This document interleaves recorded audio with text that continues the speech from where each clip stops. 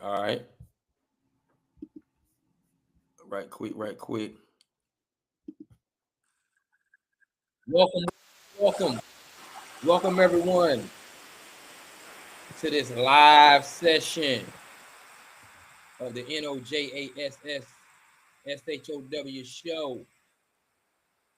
I am your host, KD. And to my right, we have my co-host. You know what? I need to start saying to my left because when it records and I see it Mm-hmm. again, you're on my left. On And the I'm rough. pointing this Okay. way and I should be pointing that way. But you know, that's what we call that television TV magic that we try to deal with. But without further ado, my main man Tank. Tell the people what's up, Tank. What's up? What's up? What's up, people? Yeah. Yeah. Been a long Well, week, been a long journey. From Florida to Dallas, from Dallas to Florida, back to Atlanta. Oh, I gave him the whereabouts. yeah. I know I got some enemy in this world. I think I'm in Greece. They don't like what I be saying about my own Cowboys. But before we get to any of that, I just want to welcome everybody to the NOJASS No Jazz Show, which also stands for not just another sports show. I am your host, Katie, as I stated before. And this is your place to get all the latest updates on sports, news. We got a segment called Hit Refresh. It might be something that we're just talking about going on socially that we do. But we are out here today to talk about this last week, which was hold on. Here they go. I got my wrong thing up. Which was the week 7 of this thing, the best drama on TV called the NFL. Yeah. Yeah. Before we get into that, tell us how was it hanging out with the playmaker this past weekend? You out there hobnobbing and stuff. You know, you hobnobbing with NFL royalty and Super Bowl winners, and I'm stuck in a town that can't do a damn thing. Well, now I won't say all of that, man. You all had a big fight just a few weeks ago, so don't do yourself like that. Don't act like you can't. You don't have any action going on out there well, in the Sin City. well, in the NFL, there's nothing happening. Well, yeah, you're right. You know, and for those who don't know what Tank is referring to. Oh man, I'm not even on hold on. Let me get something straight. Let me get something straight. Let me get something straight before I get into that story. Let me get something straight before I get into that situation. you Get know, some. he he's a man of many hats. I'm a man of many hats.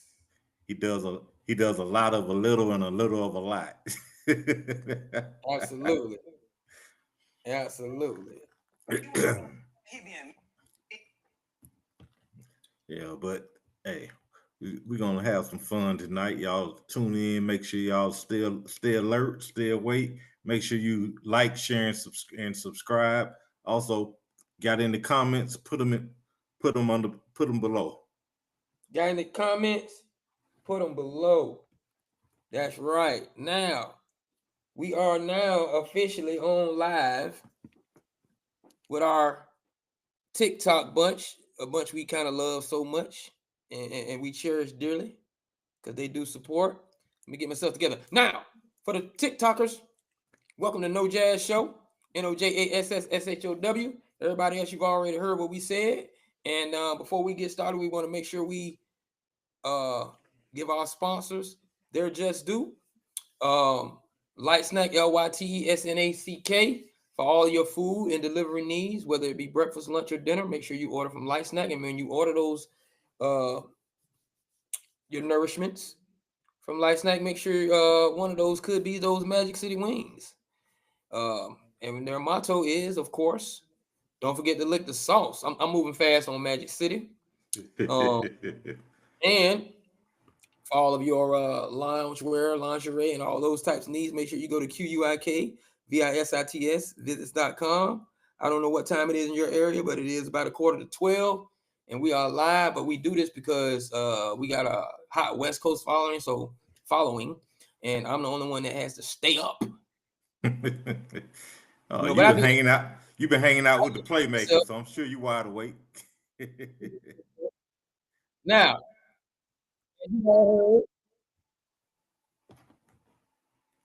Tank won't let Tank want to hear the story.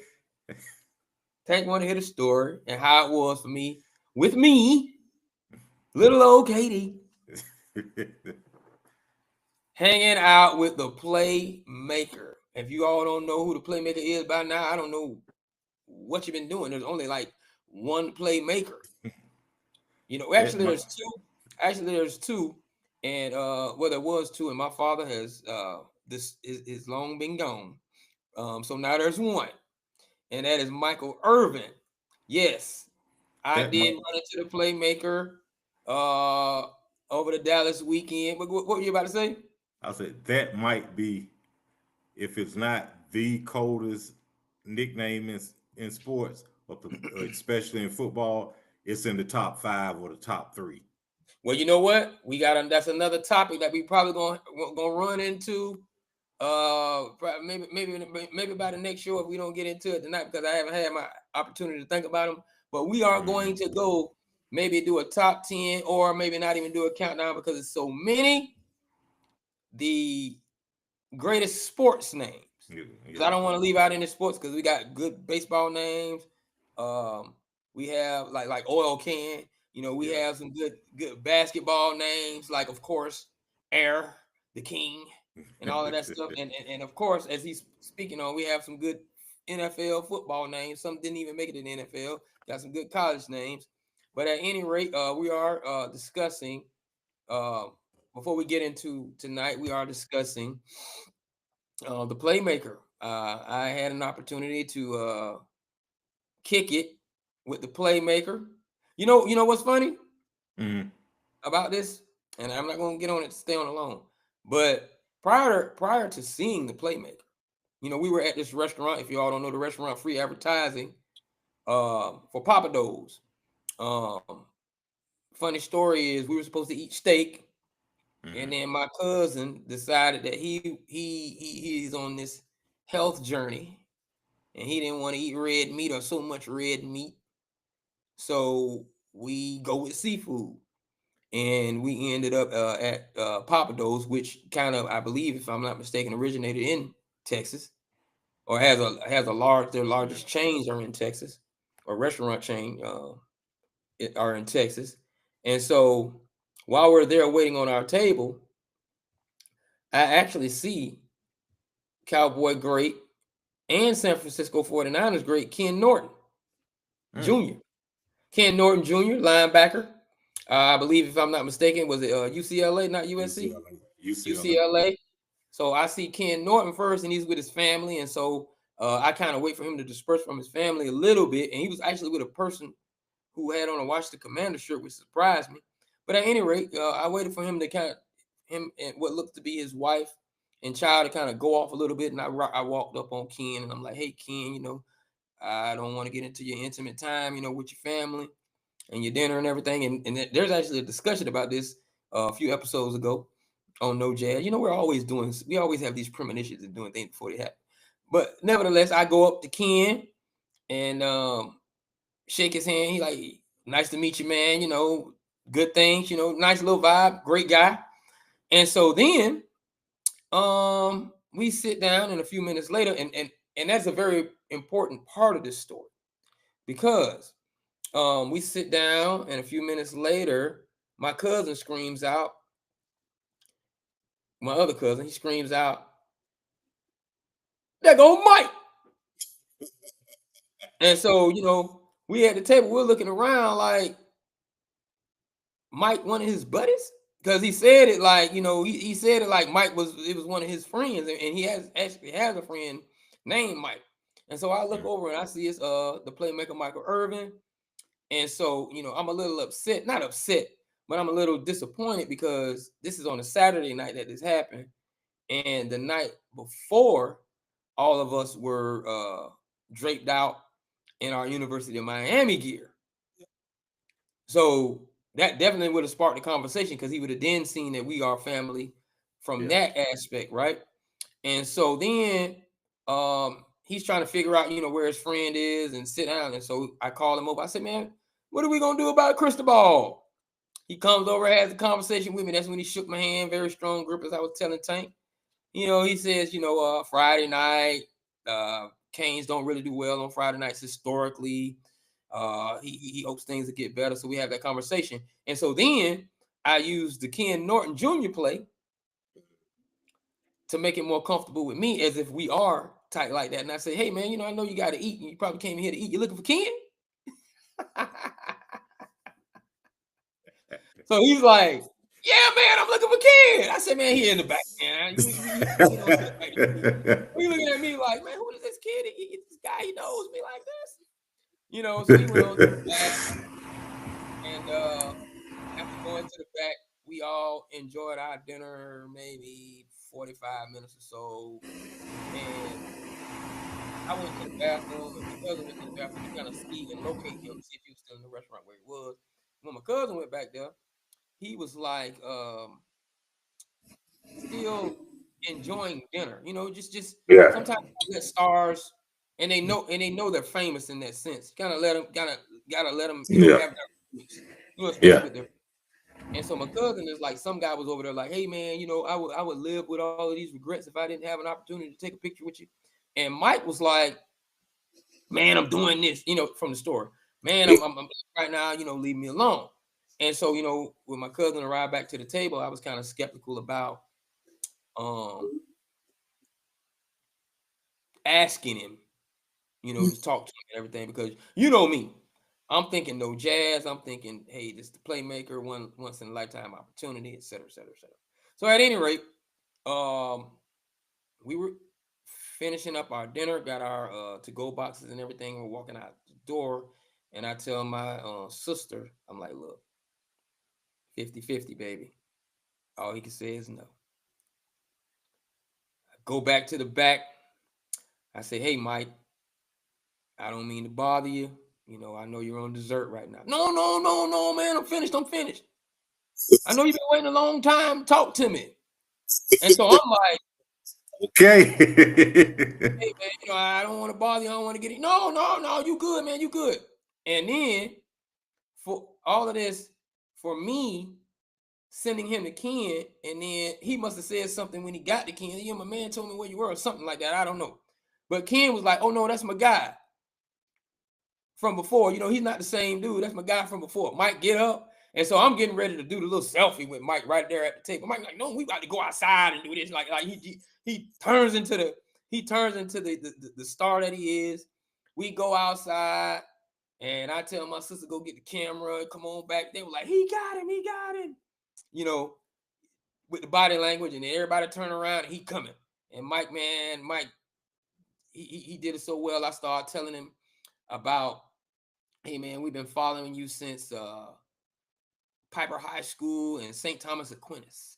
I remember my uncle took me to a football game, and your nephew was up in the stands looking just like you, and he was on his way to becoming you. You were already with Dallas by that time. He looking like, what you know about Fort Lauderdale? You know what I mean? So I'm just kicking him. I'm bringing it on in, and he just looking, and he just becomes cool. Just become a cool guy that he normally is, man. And took a picture with my family, took a picture with me, took a picture with my sister and I. Stayed there and let some other people get their photo op. So I got to give a shout out to my main man, Michael Earp.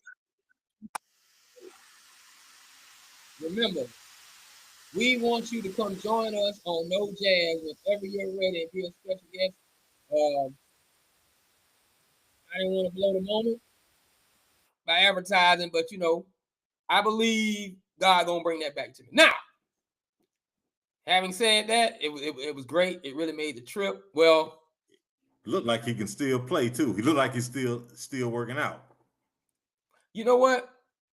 I'm going to give that give props to that because everyone knows, you know, the life that this man has led from a enjoying himself Yeah. standpoint. And for him to give back to the kids the way he does and always involved, and people are always giving this man grief because they're not fans about things he's done in his life.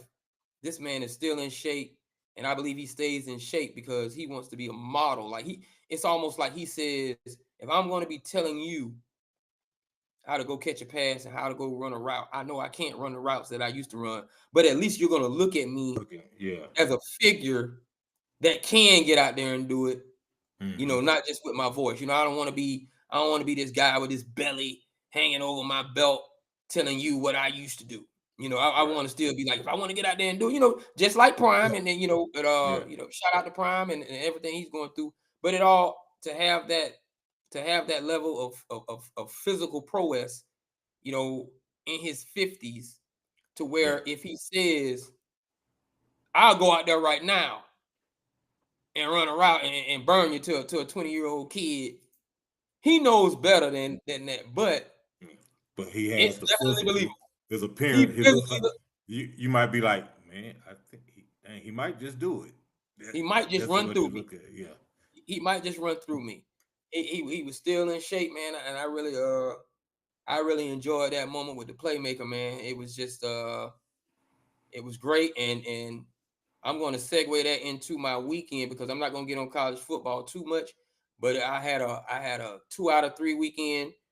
Meeting the playmaker being the one of the two. It wasn't going to be a 2, but it was really a 2 of 2. My University of Miami Canes, they lost, heartbreaker. But you know, just like anything with football, you can't throw 4 interceptions and expect to win. And we're gonna get on him in his comments, Carson Beck in his comments after that. But then I guess I'll just start by, you know, pointing out that, you know, as we go over the NFL scores and we talk about the good games we like, a dominating victory, 44-22. Cowboys over the Commanders in a rivalry game. Shout out to all of the Cowboy fans. Shout out to all of the Commander fans, former Redskin fans, because and just like Drew Pearson said in the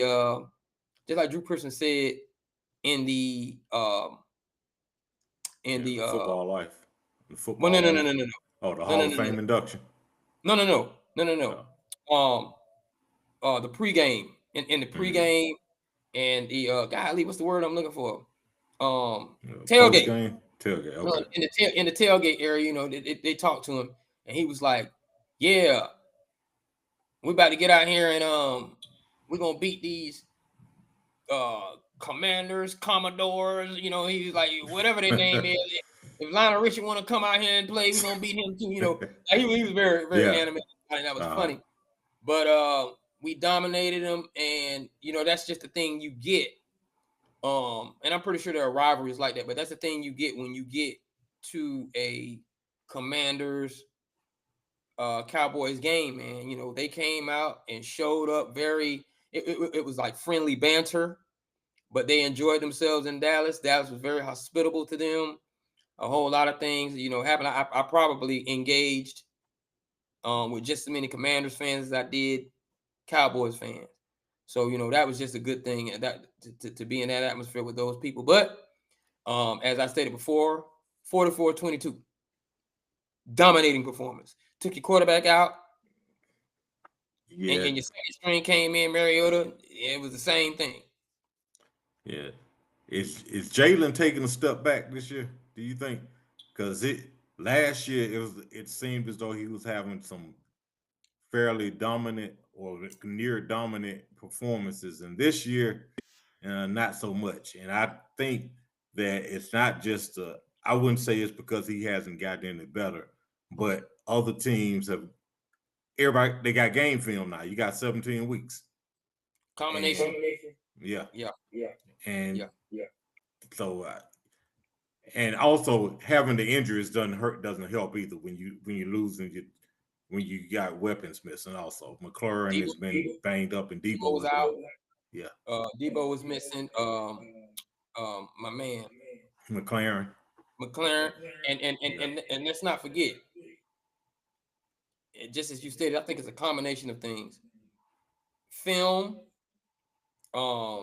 He probably wasn't healthy, but wanted to play in that game and got in there. McLaren was really playing for a contract. His Daniel's rookie year, and he needed to show up, so he probably stepped up a little bit more for him. Not saying he won't show up this year, but his attitude towards the business of the game probably was a little bit more than it is this year. And so when all of those and who's running for him now? I always forget that guy's name. He's got like 3 names. Point. He's got 3 names. I can't remember his name, but he's done a good job, pretty good job this year. But he stepped up out of nowhere because they traded Robinson. To Frisco. Exactly. So you start missing these key things, and we all know that between year 1 and year 3, and we said this before, a cheat code in the development of a young quarterback is a running back. Yeah. And if they're not doing things for you, it can be difficult in your growth when you don't have a running back protecting a lot of your mistakes. Now we're gonna get back to running backs. I want to put a pin in that, but you go ahead with your next score. Wait a minute, before I go there, I just kind of want to tell my Cowboys fans, calm down, because we're 3-3. We won the way we won the way we were supposed to win. The defense played a game that says, okay, with our offense operating on all cylinders the way that they were. Shout out to Williams. Shout out to Ferguson. But when you have CD, Dak, and GP3, if you all don't know that name by now, it's George Pickens. Like, was he GP3 in Pittsburgh? Because he was 14 in Pittsburgh. No, he was just George. So the thing is, and I'm telling you, man, his name need to be George Jefferson, because I'm telling you, he's been moving on up. Yeah, he's been looking good. We got a steal. I hope this keeps going, but my point is, I don't want to get into the best wide receiver tandem in football. Just enjoy what's happening. Enjoy what's happening. Enjoy, because live, I am so glad. I've seen CD play live like 3 times now, maybe 4. But this is my first time seeing GP3, and I'm telling you, like, if you've never been to a live game, and you're a fan, and like I'm not talking about fandom, you're a fan of football. You have to watch people come off the line. You have to watch people get up to the line. You have to watch those little nuances 2 and 3 seconds before the line, and how they're engaging with the cornerback and the moves that they're going to make. That young man, not taking anything away from anybody, but I was watching him closely. He is physical. He is a physical young man. You can tell he studies his opponent pre-game and in-game. He's a talent. His movement, he's full speed on plays. And this may be because he's in a contract year. I don't want to take anything away from him, but the rap that he got in Pittsburgh about things, I didn't see that. Full speed on plays where he knew he wasn't getting the ball, but he understands his dynamic, and he understands that I need to look as if I'm going to do something, because it helps my other guys do something. Because on that 174-yard bomb, he was going up the field, and he took that guy with him, which allowed CD to just be that open. These are the nuances of the game, and I'm telling you, that young man, his physical capabilities, the way he tracks balls, that boy is something special. That young man, I don't want to call him a boy, But that young man is something special at the age of 23. 23, 24. He's in his third year. He's in his fourth year. Yeah, somewhere up in there. That's a bad boy. Whew, that's a bad boy. And it does make you think that tandem could show you something special, with, especially and a lot of people are like, oh, Katie, you're going to put your foot in your mouth, especially with the way Dak is playing. Yeah, so, but so Dak always plays good with his running back. Yeah. So it's depending on how the three of them work together, the play calls and distributing the ball. There could be something to watch for the rest of this season. It's definitely something to watch. Yeah. But what to really watch? What to really watch is to see if the defense actually responds to what the offense is giving them. Yeah, if they do, it's real odd to see a top ranked offense and a bottom ranked defense. But the offense, if they keep clicking, they can and they should be able to help the defense rise up just by nature of doing what they're doing as far as moving the ball and scoring. And that way, if they can, especially if they can get up front, get on top of you by 2 touchdowns, you can then have your edge rusher. You can still have your front seven pin their ears back and just tell them to go hunt. That's when the defense can actually look better. But if it's a shootout or anything like that, they're gonna have a hard time. But if they play with the lead, if they have a lead, then they can just hunt. So that's gonna be key. And with Williams, if they play with a lead, they can just run. Just run, keep moving the chains, running, and give a defense that's not very good a breather, so they can hunt when they get back on the field, or they can have a better opportunities at no more than a 6 and out. Keeping from getting field goals and everything. But on to I'm not gonna ride them. I'm not gonna ride them because they're not even number one in the division. But on to you can go to Pittsburgh, talk about your boys. I know you saw some things that you like. Oh.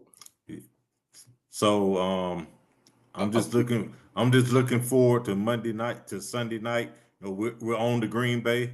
We're on the Green Bay. A game I kind of need you to win. Yeah, we're on the Green Bay. We're gonna need to take care of business.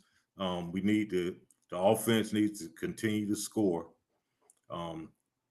This week we need to, we got 11 guys on the other side of the ball that play that. I can't say they're playing defense, but they are the defense. We're gonna ask them to come along and join in on us for us, but because they weren't there last week, and there's really nothing to say regarding the defense because the defense didn't do a damn thing. The defense was horrific. It was pathetic.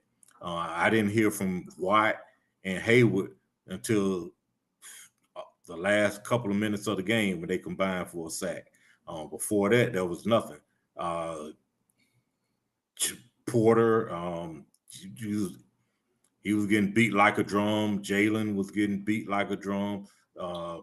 If a man runs a slant 16 times and catches it 16 times, well, okay, I'm exaggerating. If a man runs a slant 12 times and then he runs 4 other routes, put a safety over there to help out. Somebody put hands on him at the line. They gave him a cushion. He beat him on the cushion. They get up close and don't have any contact. He beat him there. He beat him every which way but loose, running the same damn route over and over and over and over and over and over again. It was pathetic. And the defensive coordinator, it's time for you to go because you couldn't make no damn adjustments, man. You got to go. Hey, you got to go. I mean, everybody knew what was going on all day about Detroit, defense coordinators. And no, you know what? He didn't coordinate shit. Well, he was just on the sideline. He coordinated his right shoe and his left shoe to walk out there on the field. They were going in opposite directions. I mean, it didn't. I mean, it was pathetic, man. It's like they didn't know what was going on at all. They had no idea, and it wasn't just Flacco just went back 10 years and no, they didn't do a thing. This man was throwing little darts from 7 yards out, Chase catching and running over and over and over. Then Higgins getting busy for almost 100 yards. I mean, it was pathetic, man. I don't want to talk about it anymore. It was just terrible.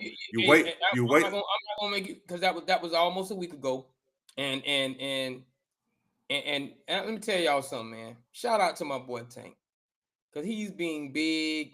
He is being the bigger man. I had to get him. Because I kept my mouth shut. Because and here's the reason. I don't think, and I'm not beating a dead horse because it's over. I don't think, because this is gonna help me segue into what I'm about to say. I don't think by any means Tank was wrong in his assessment of Flacco. What I did was I just looked at, you know what? We are talking about the NFL prior to November. The NFL prior to November is probably one of the hardest sports to find a level of consistency where you can say something and it will maintain itself week to week. Because just last week, we made Baker Mayfield the world. And Baker Mayfield was playing against no starting DBs. No starting DB. Before I get on to that, shout out to Jaqueze Bridges, my main man, Tremaine. Boy, I hope I get your name right. I know you stick. Jaqueze Bridges of the Dallas Cowboys had I think that was his first start in the NFL game. Started with the Cowboys on Sunday, number 25. So watch him. Check out for a young man. Young man did his job. I appreciate you, buddy. But back to the DBs. Detroit didn't have their DBs, and I really thought Baker was about to make a move, man. Detroit went out there and they loaded. That wasn't Baker, but goodness. Yeah, Detroit is possibly Detroit is in the top 3 teams in the NFC. And if you say they're number 1, I'm not going to fight you on it. If you say they're number 2, I'm not going to fight you on it. But I mean, they have. I think what Dan Quinn has done is he's not Dan Quinn. Campbell has done is let them know. Hey, 2 years ago we got to the conference championship and we didn't get it done. And it was like, hey, and again they didn't get it done last year. Like, hey, you only get so many bites at the apple. This year we've got to get it done. They're on a mission. I think for them it's Super Bowl or bust. I think that's their mentality. They don't want a conference championship. They want to get to the Super Bowl and win it. And they've got what it takes to do it. I don't want to be the one to bring this up, but I'm going to be the one to bring this up. I sincerely hope the NFL doesn't set up or the football guys don't set up. I mean, I want them both to make it. Don't get me right, but I don't know if I could take watching a Cowboys and Detroit playoff game because I got a funny feeling there's gonna be some makeup calls in that game. I mean, you know what I'm talking about. I don't know if y'all gonna do them early, y'all gonna do them late. But there is some funny stuff that you need to watch out for if they end up meeting. I'm just, and boy, don't, because it's looking like at 5-2, it's looking like if that were to happen, that game won't be in Dallas this time. That home cooking gonna be out of Detroit, and I tell you now, I if don't the plot for that. it's still early, it's still early, but I can tell you Early. now, depending on who makes it from the AFC, if Detroit makes it to the Super Bowl, their whole place is gonna be silver and blue. I mean, it's gonna be packed with Detroit. Detroit will travel. Yeah, they would. They're gonna travel. They've never been there before. They are going to travel, and they still trying to get rid of the curse of Bobby Lane. If they get to the Super Bowl, it's gonna it's gonna look like it's a Detroit home game. So I mean, but Jahmyr Gibbs, Bad boy. and that's why people doubted and were saying, well, you don't pick a running back that high. I still believe that if you're going to win in the NFL, you need to have a dominant running back and a dominant run. And they've got him and Montgomery, Sonic and Hedgehog to do that. But if you know what you're building and you know what your goal is and what your design and what your vision is for your offense, and you see a running back and you've got other pieces in place, you go get him. Don't wait and think he's gonna. Well, I wait for him to fall. I try to find another. They went and got the right one. It's all about getting the right one. Top running backs right now. In no particular order. Gibbs. What's it in the Colts? What's his name? Taylor and Bijan. Those are my top three. And all right, especially what they're doing this year. And of course, you can't forget about Saquon because he's still capable of getting hot. But he's still capable of getting hot. Yeah, but he's back there. And then there are some other backs out there who put. I like the fact that this is like we are seeing a resurgence of the running backs because we got quite a few bell cow. By who? I like the production. Javonte Williams, coming from Denver. I like the productivity that he in his output. Yeah. With all of those disbursements and percentage of balls going in other places for his output to be what it is, I'm going to give him props. Detroit has that same level of output, with St. Brown. Yeah. Jameson and Gibbs. Like for those guys to still be and you know what? Kenny Walker's in there too. Kenny Walker's in there. He's just in a his numbers aren't as good as they could be, but that's through no fault of his own. And somebody else who's up there, I think, I'll tell you, he needs to get out of there. If he can get traded, he needs to get out of Breece Hall. He needs to get the heck up out of New York because I think he could put up some numbers if he was somewhere else. But it's the Jets. The Jets. Now, those three you named, I'm noticing something. They all three playing. Is Lucas Field closed? Indoors, yeah. And they all play on that fast track. On that fast track. So that may be something for people to look for. In the near future, you're gonna pick that back that high. You're gonna pick that back. Even Williams plays to a degree indoor. Even though you can open up Jerry's World. Yeah. And look down in it. He plays indoors, so that may be assisting. Yeah, but those three are also, if you do shut them down, run the ball, they are viable pass catching options. And Bijan can actually be split out. which makes him even more dangerous. And Gibbs. Yeah, and Gibbs can too. So though that's another reason why I've got them where I do, because they aren't just running. We know because back in the day you used to see the best running back, and then you would say, oh, well, he's an all-purpose guy. These guys are all-purpose guys. They don't have to come off the field on third down. They can do blitz pickup if they need to.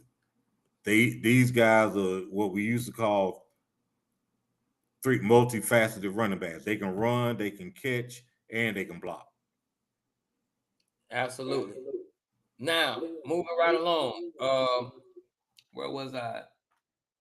Because I was looking right at the game, and now I'm not looking at the game. But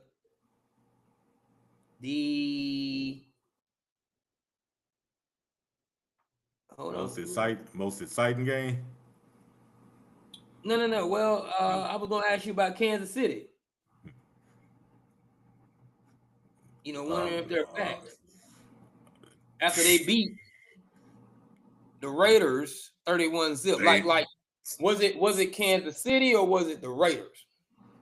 It was Kansas City beating the snot out of the Raiders.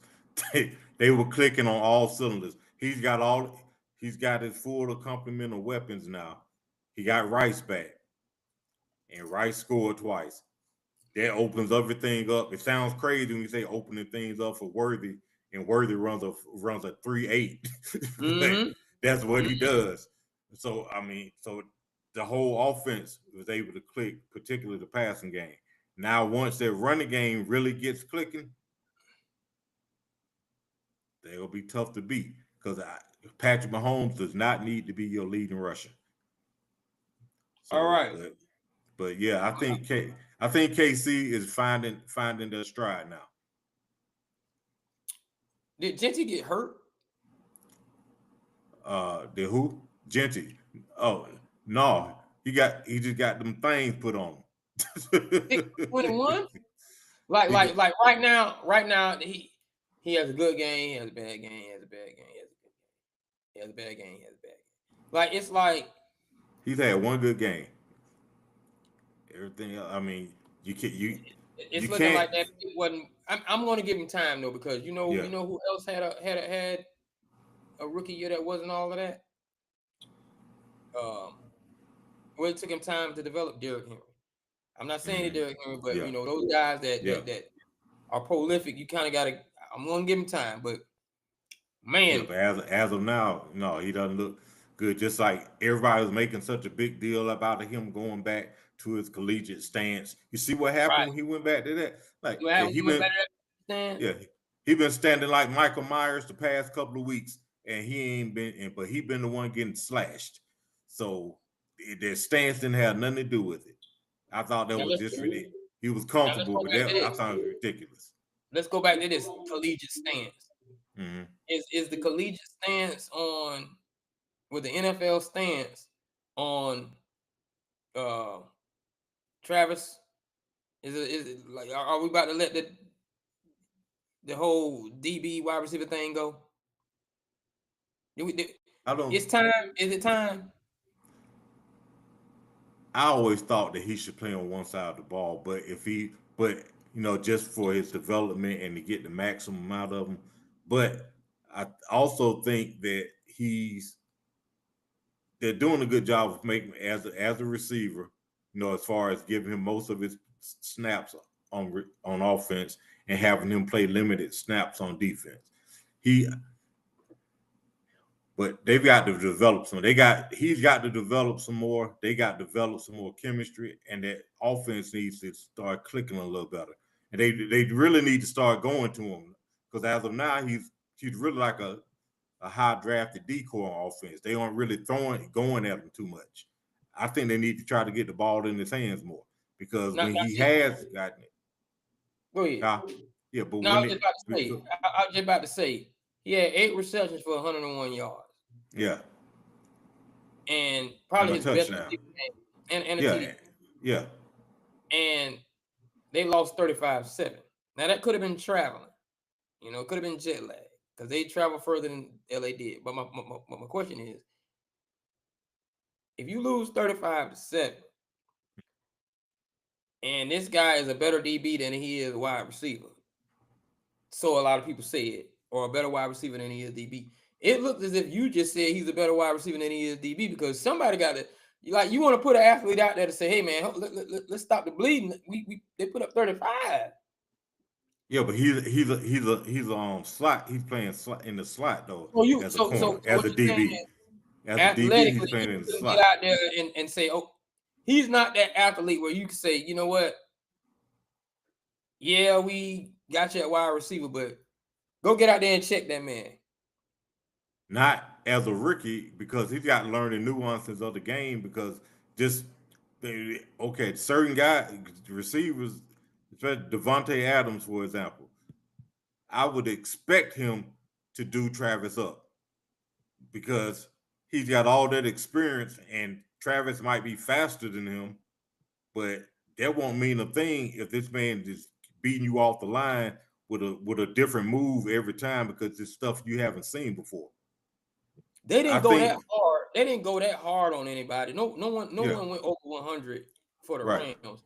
That ball distribution was just I mean, incredible. And the Rams are a better team. I mean, I give them the Rams are a better team. Yeah. But I think that Travis is going to be fine when if they determine which side of the ball he's going to predominantly be on and keep him at that. Because I think he's going to be a good receiver.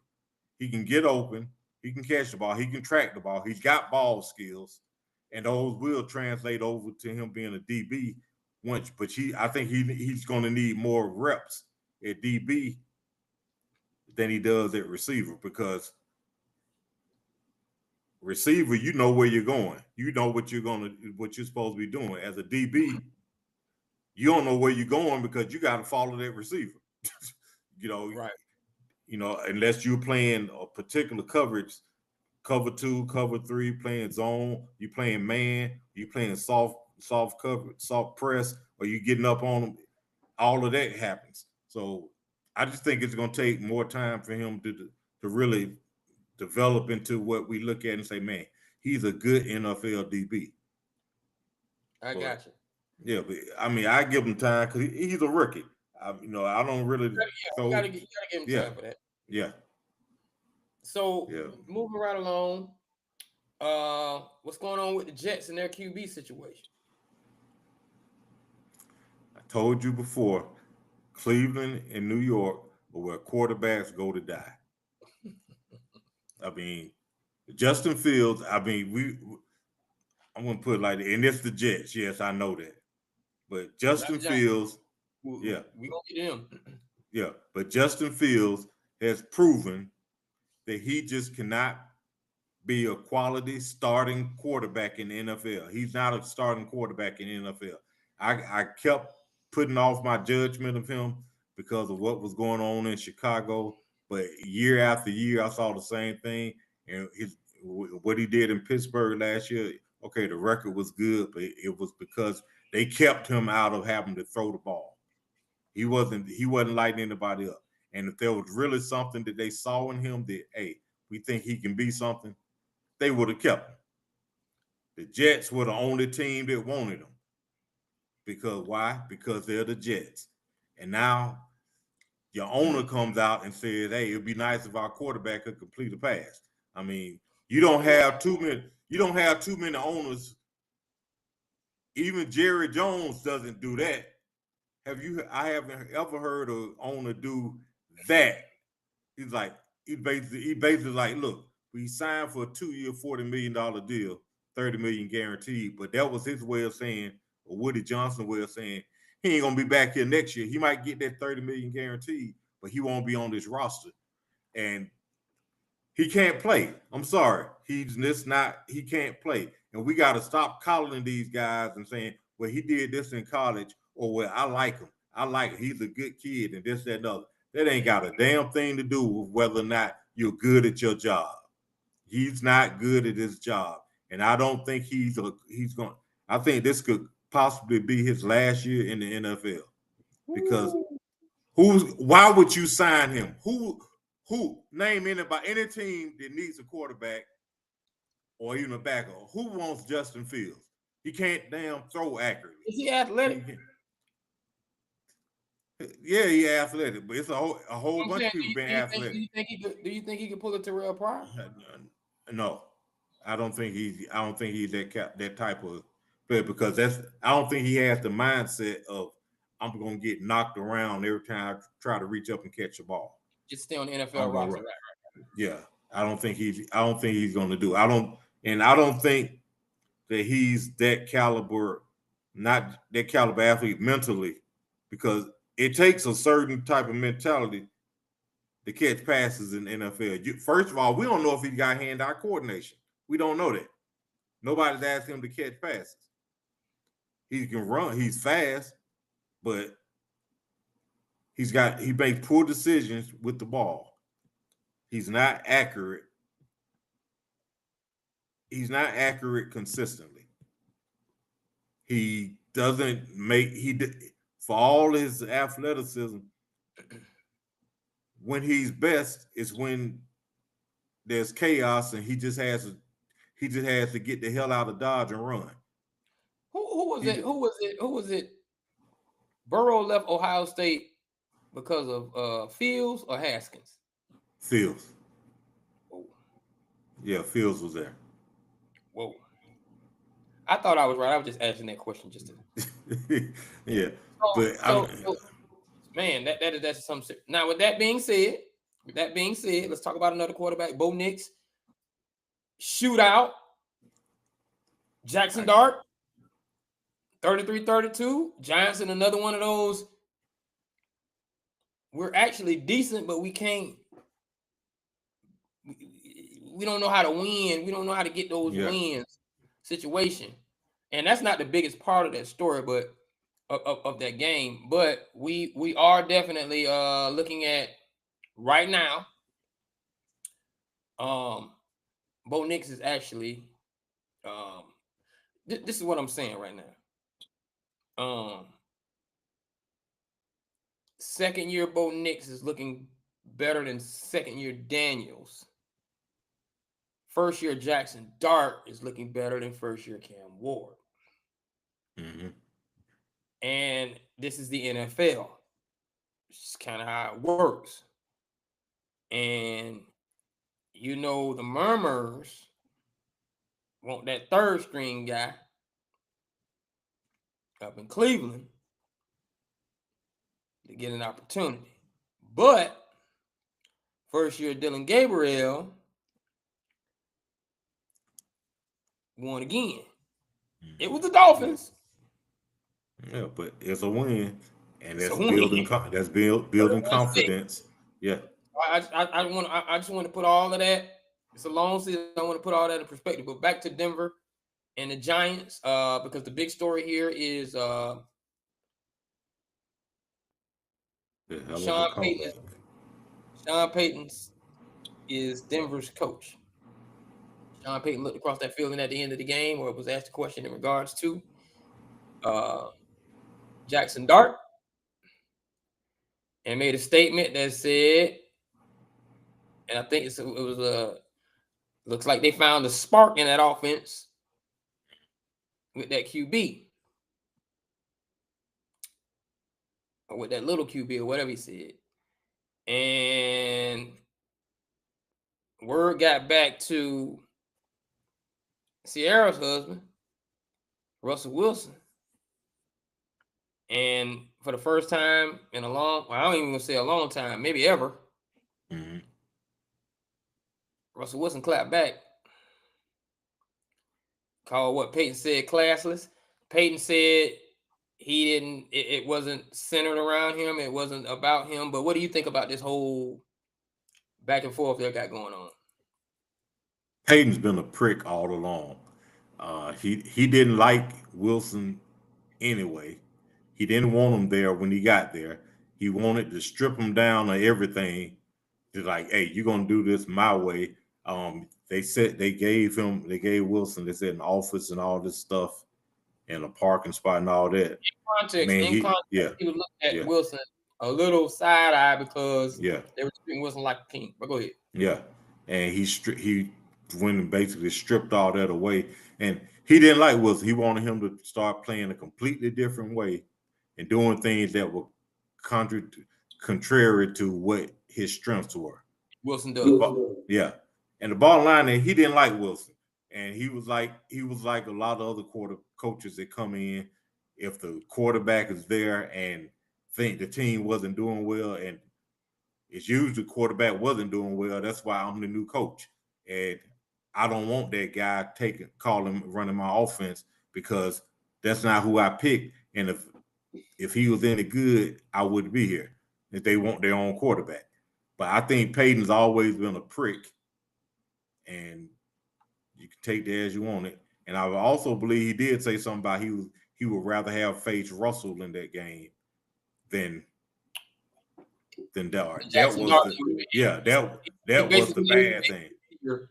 Yeah, that was classless, and that was him taking another shot. And I am glad that Wilson stood up and said, "Hey, no, hey, what Tupac said? I'm not a killer, but don't push me," because shout out necessary. To the song reference. It wasn't necessary. Why would you say that? You can say it looks like they found a spark, but to say I'd rather be playing against the other guy when that guy just got benched 2 weeks ago, and that guy was also your quarterback for 2 years, and that's what you're gonna do that? That made no sense. And I'm glad Wilson brought up and Wilson kind of spilled little beans, I guess, when he said, "Hey, I didn't know you were still coaching, doing the bounty gate," because he was basically implying, you still doing bounty gate. You might be, basically implying you might have wanted me to play to go out there and hurt me because you're still mad. Yeah.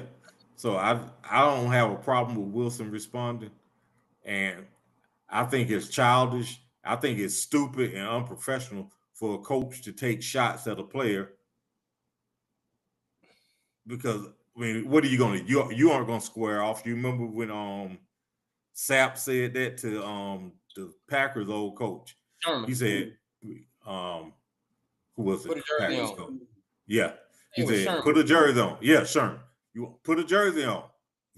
Because there's no sense in you yapping at me like that when we both know you aren't going to come in, you aren't getting out here. A coach can go after a coach. A player can go after a player, but it was a clean block on Clifton. Don't get it twisted. He just got blindsided. Yeah. So go ahead and finish what you're about to say. Yeah, so I had no problem with Wilson clapping back like that, and I think, and people always want to say he's corny and this, that, and all that BS mess.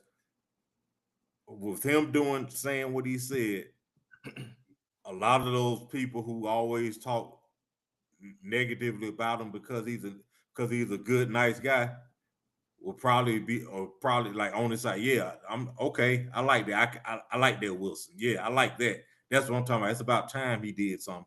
It's like they basically it's almost as if for him doing this is how you like to say it, this gave him street cred. So you think he'll clap back at a Future? He might, man. You think he about to start clapping back in the future? It's a possibility, because hey, he's near the end of his career, and as quiet as it kept, I don't think too many people want to really mess with him. I mean, he's 5'10", but he's a solid 215, 220. I mean, he's not a little dude. He's short for the position, but he ain't a little dude. You know what I mean? Yeah, he ain't a little dude. Yeah, he has nobody roll up on him. He has a Steve Smith Sr. type of stocky build about him. Real thick with it. So my question is, since you're going to reference Tupac and songs, would it be safe to say that Sean Payton is not too fond of Russell Wilson's goodies?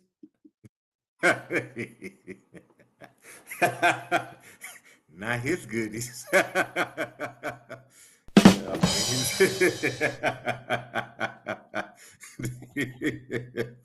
Yes, Oh, sorry about that lie. We flipped out flat.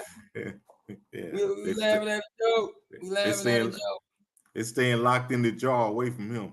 So I don't have a problem with him doing that. All right, now on to back to college, man. Let's talk about it. Well, I want to go with the college first. No. We're gonna get to that. But a lot of firings, but I just kind of want to know, in your opinion, college football, which program seems the most appealing at this time, as far as for another coach? I know which one it is to me. I know which two, but you go ahead and give me yours. I would say Florida, and the reason why they are going to pay you well, but you can recruit well, and if you can recruit well enough within that state alone, you have enough talent to compete for a national championship year in and year out. Now, when you add in that you're in the South, you got Alabama, you got Georgia, you got South Carolina, you got Louisiana, you got a couple that come out of Mississippi. You've got all of the southeastern region that you can recruit from, and actually, because it's Florida, you can recruit nationally because you can go up into Ohio, you can go up into Pennsylvania, you can go all up the southeastern border, And you can go all the way out to California, yeah, and you can bring those guys in from everywhere to come. Hey, it's Florida. If you get your NIL deal, you got no state income tax to be filed, to be taken out, and you can the weather. I mean, it's Florida, not just the school, but the state. As far as the sunshine, wait a minute, what you mean? In the middle of February, I could be wearing shorts. I'm from in Gainesville. That's possible.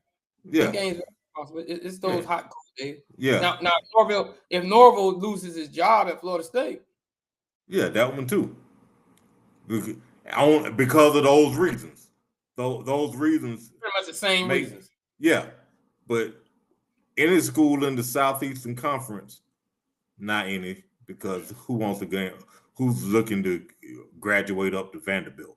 But the University of Florida, where they're situated and all that, even if you just get if you stay outside of Dade County and you come down just to the middle of Florida and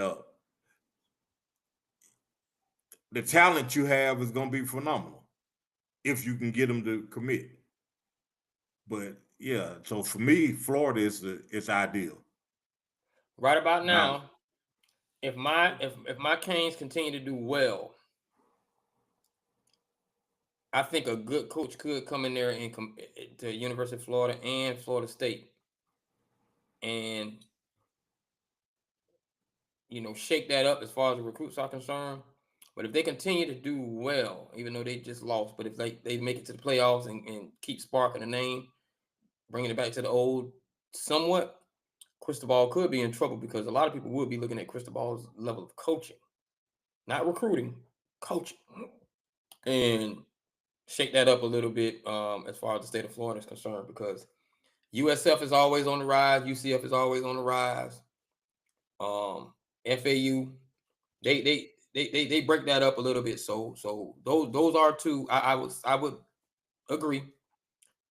Even though that man still has his job, I would agree that is one that's definitely on the radar as that job that I do believe people look at. And that coach from Penn State, former coach at Penn State, if he goes to any one of those two Florida schools, man, he can recruit and he gets Florida boys anyway. So he's already, he doesn't get the top ones, but if he has an opportunity to get down there where they cherry pick and has those types of people with him behind him, he can probably pull them.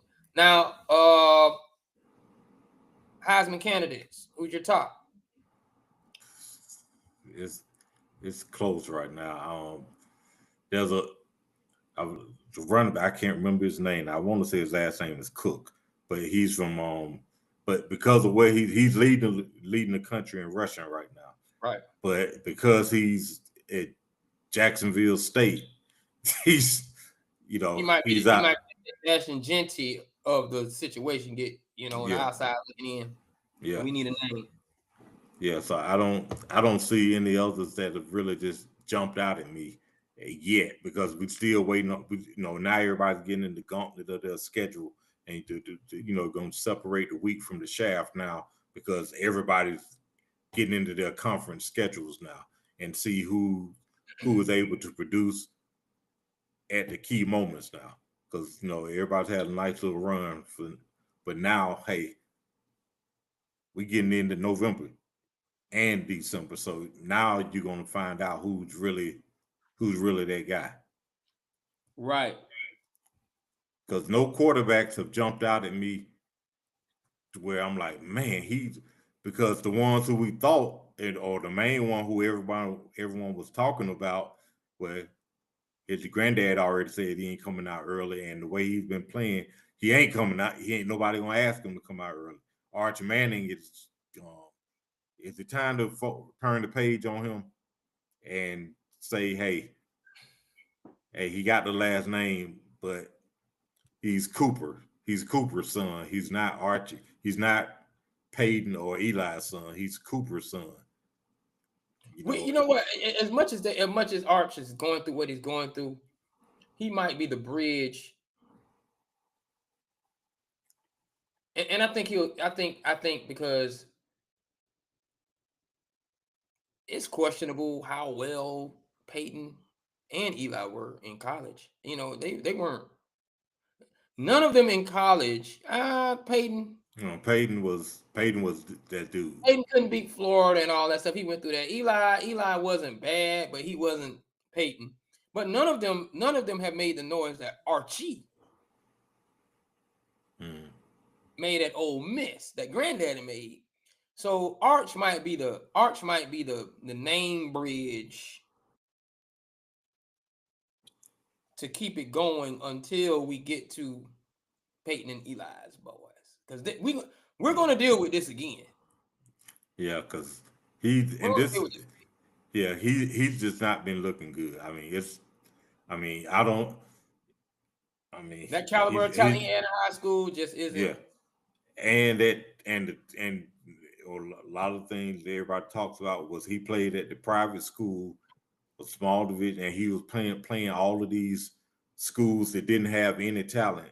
So he looked that much better because all the talent was at his school. He was at a private school. They were playing public schools that didn't have in a smaller division, and they were beating up on step brother, step sister. Yeah, and it didn't. It hasn't. And I'm sure Ewers is in Miami probably saying, "Yeah, I told y'all." I'm gonna tell you something too.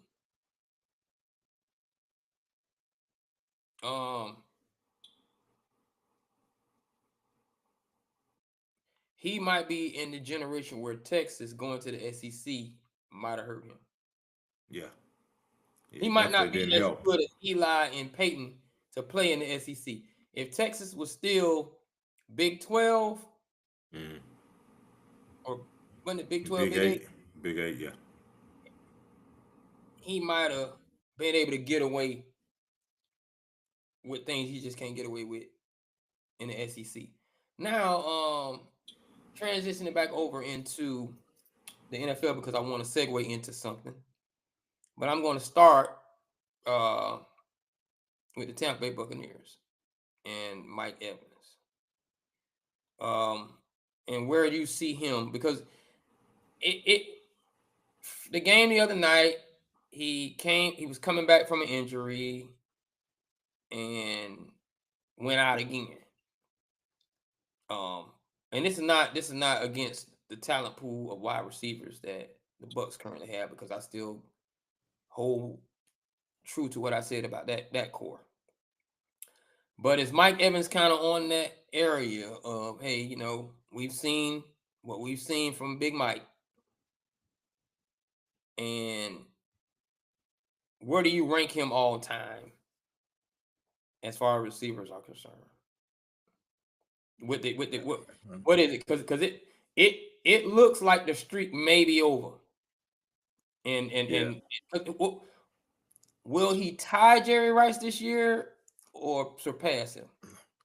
It's going to be. He's got 11 straight years of 1,000. He's got the longest streak in league history of starting a career with 1,000 yards receiving. Right. Yeah, because he's done it from his rookie year on. I think this is going to be the end of that streak because I think they say that he can come back from that collarbone, from that clavicle, like within 6 weeks, and by then he's not gonna come up with 1,000 because he's already missed games anyway. Already missed games prior to. Yeah, so I wouldn't be surprised if he was to hang it up at the end of the season. Right. And I don't know. It's when I think of Mike Evans, there's nothing that jumps out at me. He's big, but there's nothing there's not a play. Somebody might have to. Maybe you can remind me of one, but there's not a play or a moment that he's got that he on his phone. Did I say, okay, that's Mike Evans? I think he's probably, because he's been consistent. I'm sure. Yeah, I know he's going to the Hall of Fame because of the 11 because of his streak and because he's been good. But I think he's probably the Curtis Martin of wide receivers. Because somebody has to mention Mike Evans, because Mike Evans has never been the best receiver in the league. I don't think he's ever been the best wide receiver in the league. He's always in the don't forget about. Yeah. And he's going to be underrated. He's gonna get the name underrated. He's gonna have that moniker behind him. Mm-hmm. And and we're talking anywhere outside of Hillsborough County. Mm-hmm. And 813-727-863 and whatever area code they got down that way. Anybody you argue with down there is going, no. They're gonna speak up for their mic. Yeah, but and it could be because he played in Tampa, and Tampa's now the big national franchise. They're more regional, so that could be it. But I would say he's a top 25 all time. Here's where you're going to have to argue, and you're not. I'm not arguing Hall of Fame for Mike, and I'm not even. Yeah. I'm not even downing what he's done by no means. I think he's a Hall of Famer. I think he might end up first ballot due to the streak that he was on. Yeah. But then when you start looking at the whole, can you write the history of the NFL without him? Can. Where does he rank amongst all the other wide receivers, etc.? Just as Stank said, there's not that thing that sticks out. However, when making the argument for Mike, you got to do stuff like this.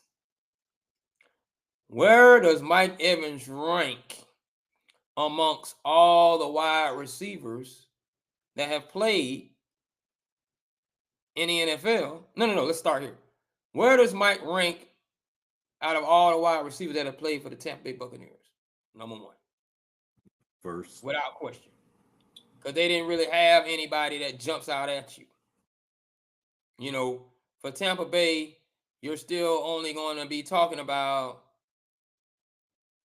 Kevin House, Mark Carrier. You're gonna throw Keyshawn name in there because of who he was before he got there. Mm-hmm. There's not. There's really not. So he holds the crown there. Now, where does he rank amongst wide receivers that have played in the NFL with state of Florida football teams. Then you're talking about Duper, Clayton, McCardell, Smith, all the names we named with the Bucks. Now you could argue. Smith. Tyreek, maybe not while in Miami.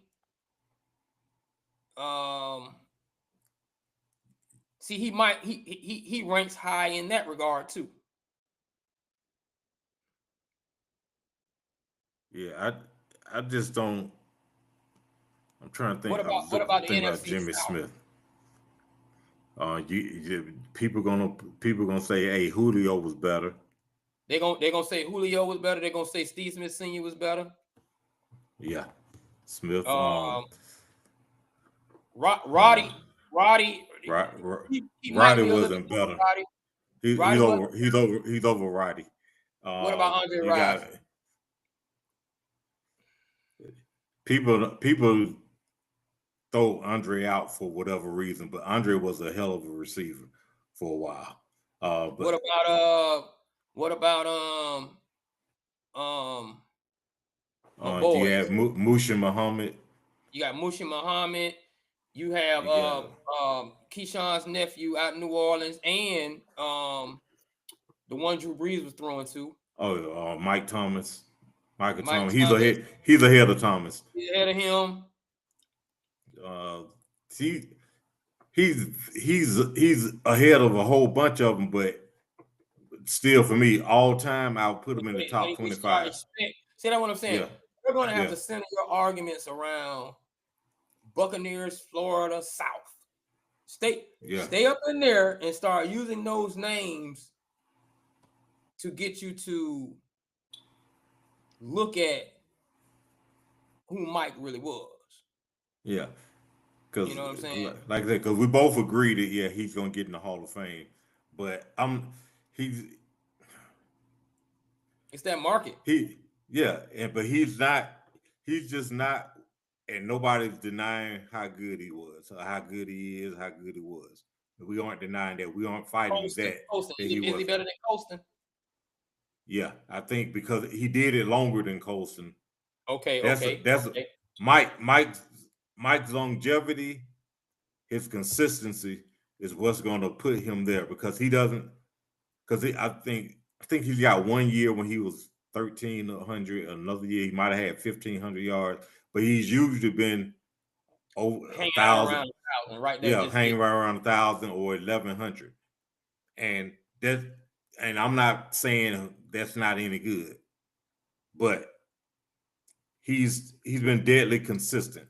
Just like just like Curtis Martin. That's why I'm comparing to Curtis. Curtis was putting up numbers, but people who say he shouldn't be in, but it's like where he was deadly consistent. And I'll tell you somebody else, he's not in yet, but they're gonna put him in, and I think he's a compiler. But he was, and that's Gore when you want to compare him. But I think he was, but he's a better fit for the Hall of Fame than Gore, in my opinion, because of consistently being over 1,000. And as a receiver, you need, it used to be 69, now it's like 63 yards a game to average 1,000 yards, because now it's 17 games. But because it's such a codependent position that if your quarterback's not going to you, it don't matter. You can be great, but if you're not getting the ball, it doesn't matter. So you got to give him credit for that, because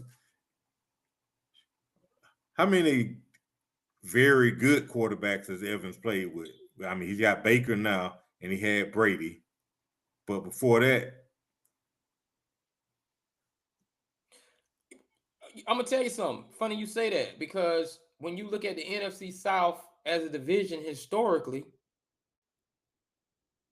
what do we have? 2 really good quarterbacks to come out of the NFC South in Drew Brees and Ryan. And Ryan. Yeah. Cam. But Cam Cam as an athlete, Cam as an athlete kind of sits there with Michael Vick. Yeah. But wide receiver, quarterback. It's Brees and Ryan. It's really Brees and Ryan.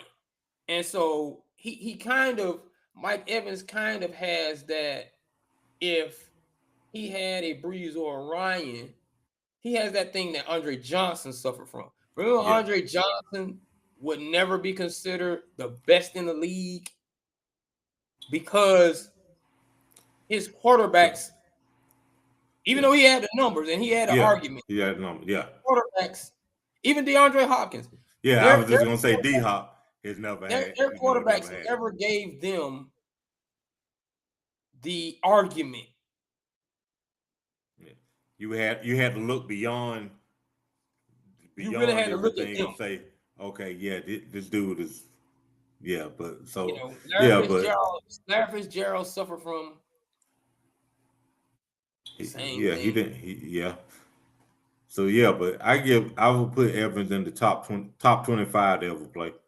I think I could name 25 receivers. 25 receivers? Yeah. I'm not saying he's the 25th, but just I'm gonna tell you something. Going off the top of my head and not just saying, okay, look at his yards, but overall his game and him playing. I think that if I had to rank 25 receivers of all time, he's going to be in there. Where he's going to be, I don't know, but I wouldn't put him in my top 10. I don't think. Woo. This is not me knocking Mike, but you're gonna have to argue for Mike because I think I can get to 23 receivers. I don't know which ones I'm going to name, but I'm pretty sure I can get to 23 receivers, and I'll be at 24, 20. If I were going to make Mike 26, I think the 24th and the 25th would be that. That's when somebody would say, "Oh, you just trying to be funny now." No. But I don't think 1 through 23 anybody gonna argue with me. I don't think 1 through 25 anybody. 25 is something serious now. Like, it's a lot of receivers. Like that's a lot. You would probably have to break that down into like the 2000s and 2010s. Yeah, and for everybody who's gonna come for us and say y'all know the hell y'all talking about, we're not just looking at numbers because their receivers who were better with fewer yards. Their receivers who were better, fewer yards, but they got more touchdowns. I mean, he's in. We aren't saying that he doesn't go. He's not going in the Hall of Fame. Is he better than Reggie Wayne? See, that's what I'm saying. Like. See, that's when you get the You don't have to answer.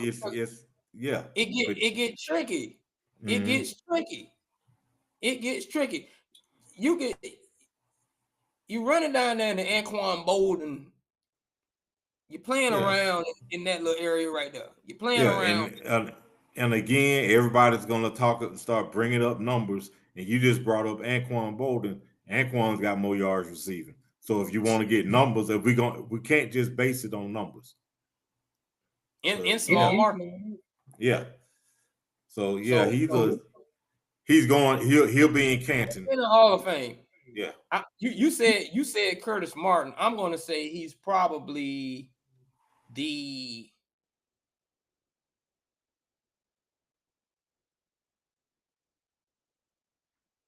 Harold Carmichael, Tim Brown. Like you. Yeah. See, don't know about You forget what Tim Brown was really doing. Yeah. People don't say, man, Tim Brown. If you're a Raiders fan, you say Tim Brown. You say Tim Brown. If you're a football fan, somebody has to say Tim Brown. Oh yeah, man, Tim was a bad boy. I just don't think of him. Exactly. I forgot. There are Raiders who will mention Cliff Branch's name before they mention Tim Brown. Mm-hmm. Because of what Cliff Branch was in that era. Yeah. And 3 rings, that world-class speed. Yeah, and it's crazy when you look at the whole gamut of receivers, not just in your not in his era, Evans is top 10 or less. 2010 to Yeah, 2025 to yeah, yeah, 2010s, his name gets pushed up a little bit, but yeah. it's just one of those things. And I said all that to say, shout out to Mike. No, you're taking nothing away from you, buddy. But I did say all that to say, I want to send all of my special condolences to um the family of Doug Martin. Also a hamster. Yep, who was you know, and they're still investigating, but he died in police custody. And I want to give a special condolences and keep my prayers up for the Buccaneer family in general, because Doug Martin, Vincent Jackson, and Todd Williams were actually on the same roster, and all of them have since gone on, and that is a very interesting and strange ordeal, because all of them have very peculiar situations, that occurred to them, in their death. So I just I want to, think he was only 36. right, and Vincent was young. Mm-hmm. Todd was definitely young. It's just one of those, shoot, even though it was a muscle disorder, they say Ricky Bell had a strange death. Yeah. Mm-hmm. So we just want to, we really want to send No Jazz, want to send their condolences out to the Tampa Bay Buccaneer family, because it's definitely a situation going on there in Pewter Country. But having said all that, we have really discussed everything. I want to thank everybody on TikTok for joining us. Thank everybody on Facebook who was watching us on TikTok at No Jazz Show, who was watching us on Facebook at DUPONT, NIVEK DUPONT, on Facebook, on the Locker Room, No Jazz Show, live on Twitch. Thank you all. Make sure you like, share, subscribe, comment. Our sponsors, Light Snack, Magic City Wings, and oh my goodness, Quick Visits. For all of those that came out to do that, it's getting late. It's getting late. It's getting late, and I got jet lag and don't even have jet lag. But nevertheless, all of that being said, man, before I go, do you have a twin for this week? Yes, I do. All right, now if you don't know, twins are this week's impact name or notable, where Tank and I look at a player who did something very impactful this week. I think we're gonna end up with the same guy. We're just gonna look at who their twin is. I don't mind giving out one award.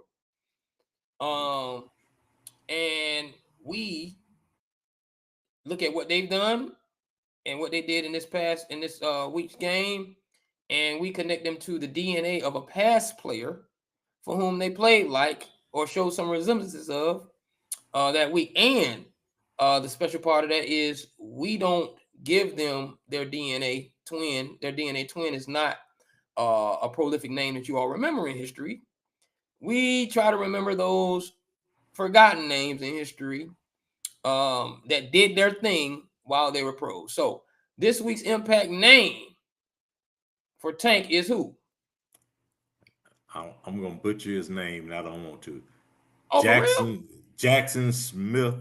You can't go Jake. Oh, from Seattle. Yeah, Yeah, yeah, him. I him. get it. I don't, because I was gonna say Enigma, and that's not it. But he's my impact player of the year. He's my twin, and his twin is a guy who put up good numbers, had a nice long career, but was never an All-Pro. Made one Pro Bowl, but his name is probably more notable than his accomplishments, and he was productive. And I say this because they're only like an inch. They're only like one. There's only like an inch difference in their height and a couple of pounds in their weight. They're both fast. They're both quick and shifty. They both can kill you with yak yardage. They ran and they both run good routes. So my twin, and they're both, because Smith was a first round pick also, wasn't he? Okay, and so was this guy. But I think he's forgotten unless you're unless you're a fan of his first team or his second to last team, and if you're just a football geek. And that twin for him, that same DNA, is Terry Glenn, the late Terry Glenn. Because Terry, how did I say? Terry was nice. He played for a few teams. I said, he played for the Patriots his rookie year, 90 receptions, and that really set the league on fire. Man, he was never as prolific as that, and he had a 2,000-yard seasons in Dallas later in his career. He was a speedster. He ran good routes. He was quick in and out of his breaks, and when he caught it, he was gone, and he was always moving when he was catching the ball. And I see Jackson Smith doing the same thing. He's in motion when he's catching the ball, and he's like a legit bug out there. He gets it and he's gone. There's really no wasted motion. So those two are my twins for this week, sharing the same DNA. That is awesome, man. And I like that. Giving props to the late Terry Glenn, who actually had a similar Drew Bledsoe run with the Patriots and the Cowboys. Yeah. Actually, he did. That's awesome. That's awesome. Now, I thought we were going to, you know what? I got to give Tank props. Every time I think we're going to double up, he comes out of nowhere and in Jigba. In Jigba, yeah. He did his thing. Now, my twin is going to be, because I want to get his situation together. All right, this man here, he rocked. He rocked in the 24-9 victory against the Tampa Bay Buccaneers. We mentioned his name tonight, and it is the Jahmyr Gibbs, who let me stat you up. Let me stat you up. This man rushed and is one of the top rushers in the league. He rushed for 17, 136, and 2 TDs. But he's sharing carries. And he's sharing carries. He's sharing carries.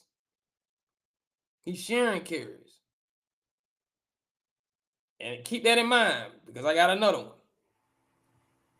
one. And then he went for 3 for 82 receiving.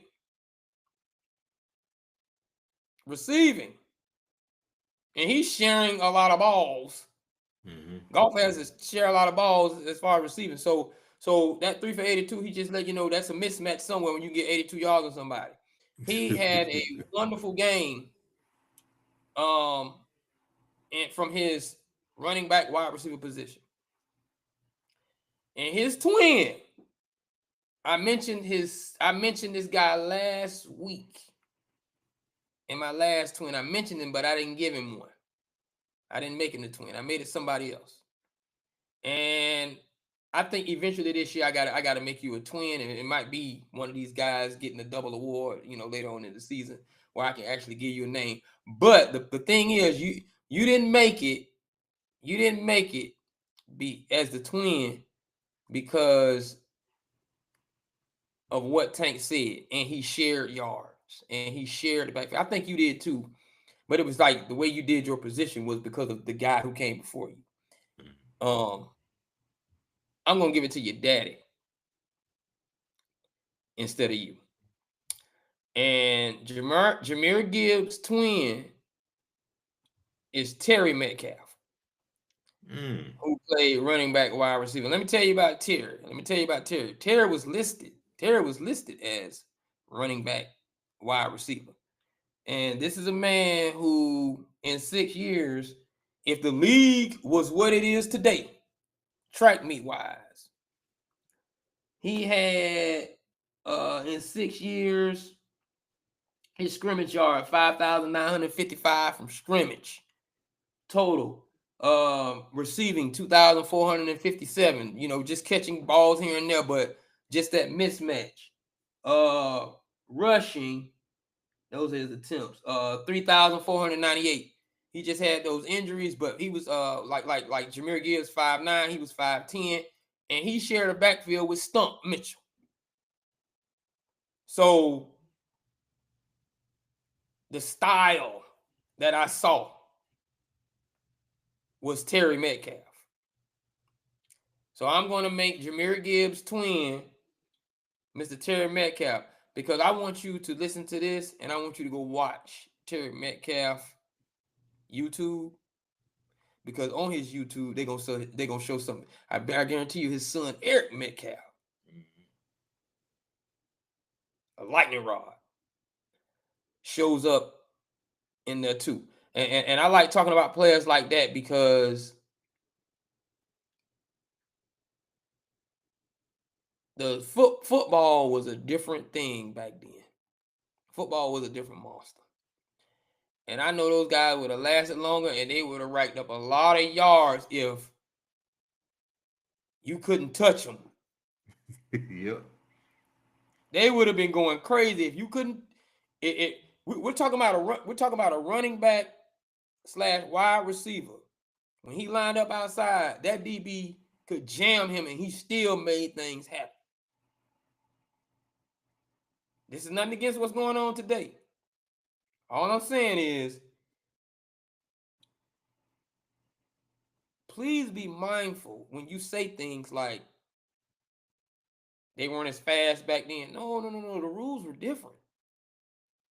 They had some lightning rods back then. If offenses today would have been able to do what they did, I mean, if you would have been able to do in yesteryear what the offenses can do today, my goodness, they had the athletes to do it.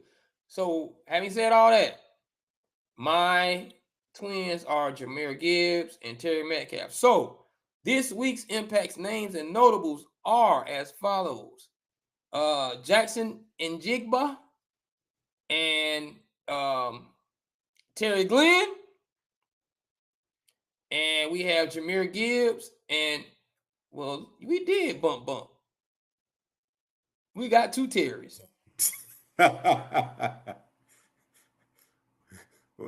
What's the video to go viral every year? Put it in reverse, Terry. Put it in reverse, Terry. We got 2 Terry. All right, shout out to our this week's Impact Notables.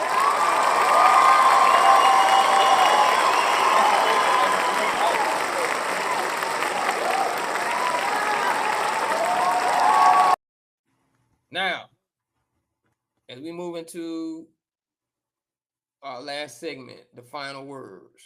You got any final words for the night there, Tank? I'm just going to say this.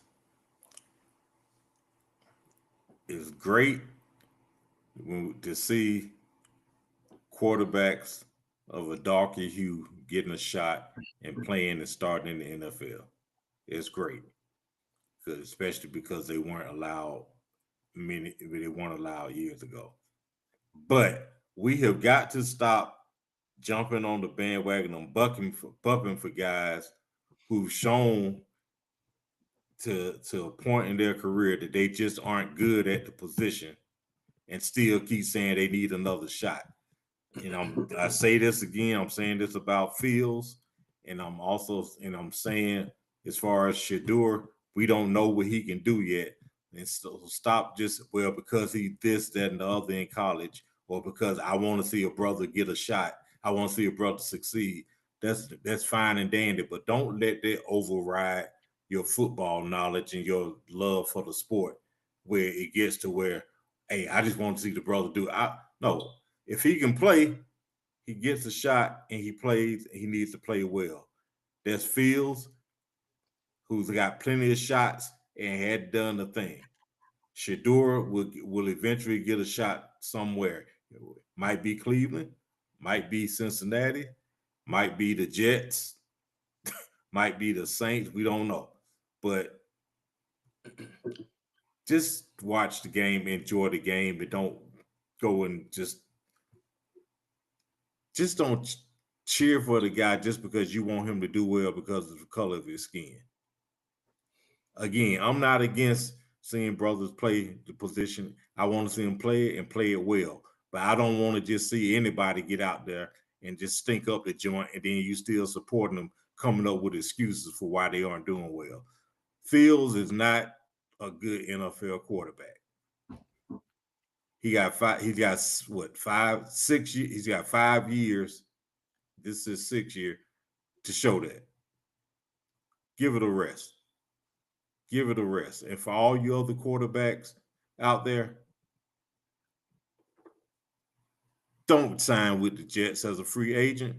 And for you and you all coming out in the draft, if you've really looked at as being the top pick, if you got some more eligibility, stay in for another year so that you don't get picked by the Jets. Okay. If the Jets, Jets might be for to pick you. Yeah. And those are my last words. Absolutely. Yeah, we are not, and we've said this before. This is not the era where the argument you had for Doug Williams and Warren Moon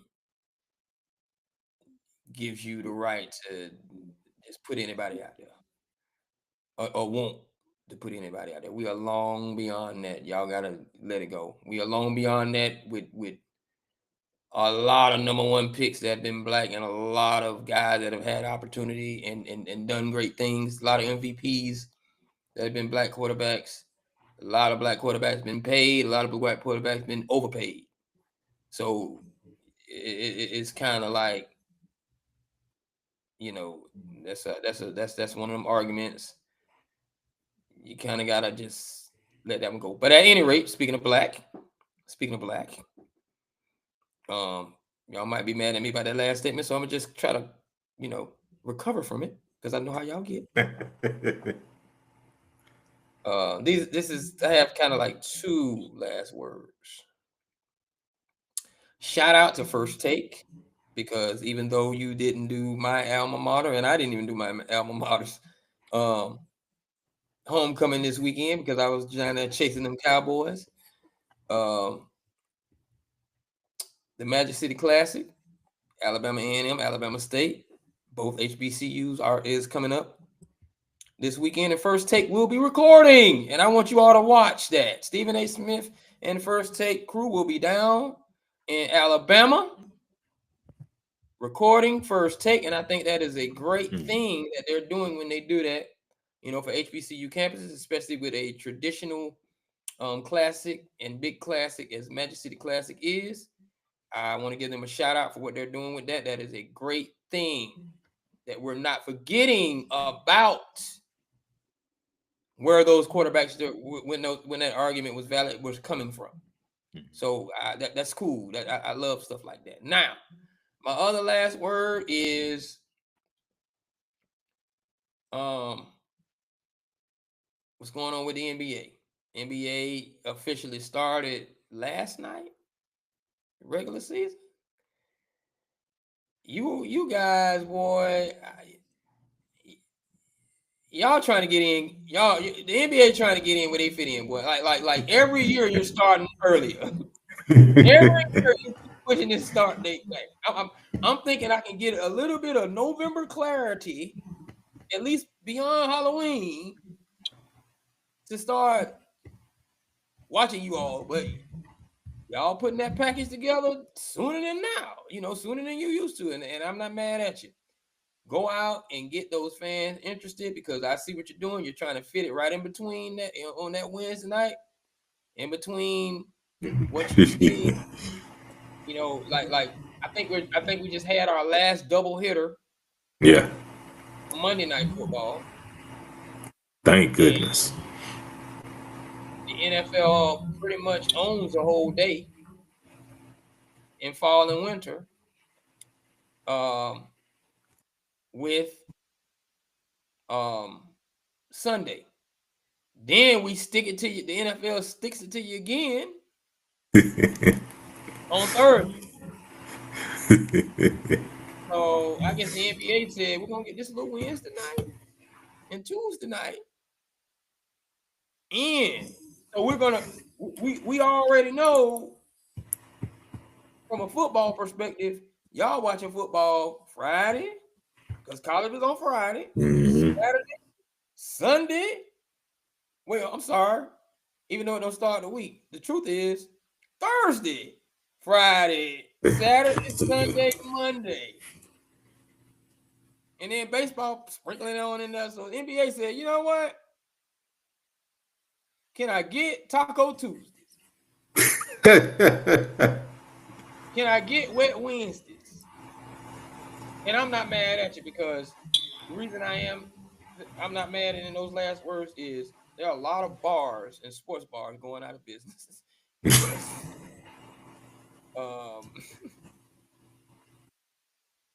they take everybody money between Saturday and because I still think high school football still does its thing on Friday. Yeah. They take everybody money between Saturday and Monday, but Tuesday there's nobody. So all NBA fans go out to those bars, support those lounges because your NBA is back on early. And I wish the NBA well with whatever strategy it is that they're trying to prior to their normal programming beginning in the hearts of America and their households after February 3rd. Let's keep it real. Yeah. But at any rate, it has been. Oh, my bad. I thought you were about to say something. Oh, no. Okay. But at any rate, this has been the NOJASSSHOW No Jazz Show. That stands for not just another sports show. I thank you all for coming out. Thank you all for joining us. Make sure you like, share, comment, and subscribe. I just said that all kinds of ways. But make sure you do that. Thank you all for the new subscribers coming out. Thank you all on TikTok, Twitch, Facebook, everybody that joins us, Instagram, all of that. Riverside. Thank you so much. And we're out. Tank, salute your people, man. Holla. And we are out of here.